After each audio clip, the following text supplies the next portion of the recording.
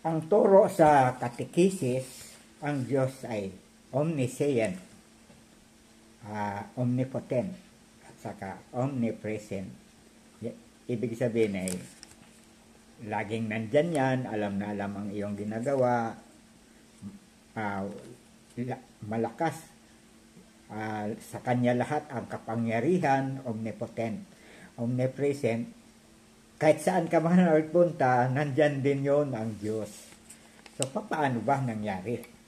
Nag-iisip ako kasi bata pa ako nung nagkatekisis. Ngayon, actually, nung nagtapos na ako ng college, naintindihan ko kung bakit naging omnipresent, omnipotent, at saka omniscient.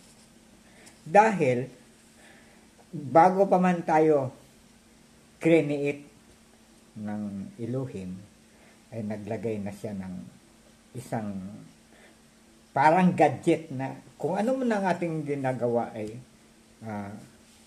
kung saan man tayo o kung ano ay alam na alam niya.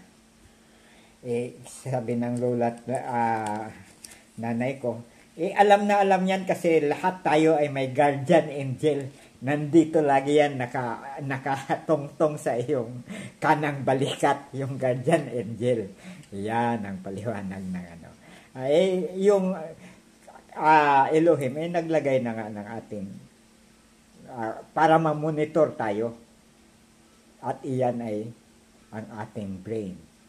Kasi kapag tayo nag-iisip, ang ating brain ay nagba-vibrate, at iyan kapag nag-vibrate ay nag-i-emit ng brain waves katulad ng sound waves, radio waves, pumapailan lang doon sa kalangitan. At kapag nandoon na sa kalangitan ay masasagap yung ng gahiganting computer na noon pa man bago tayo i-create ay nandoon na inilagay nila para sa monitoring system nila. Yun ang kumbaga sa space lab, mga space lab sa ating teknolohiya, space lab, sky lab, ayan. Yun, masasagap yung brainwaves na yan at madidecipher na sa iyo yun. Ano yun sa iyong genetic code. Lahat tayo ay may genetic code. Hindi maaaring magkamali. Yan ang genetic code kung sa ano ginagamit yan na kung sa ano ay fingerprint. Wala pang magkakaparehong fingerprint na tao. Yan ang genetic code. Mas accurate ang genetic code. Ngayon, malalaman yun na ikaw, kapag yung brainwaves na decipher ng computer, ang ano man ang iniisip mo o nanaginip ka, alam na nanaginip pala si Rafael ng ganon-ganon. Kahit hindi ka kumikibo, nag-iisip ka ng masama sa iyong kapwa-tao, alam na yun, nade-decipher yun ng computer. So, sa pagdating ng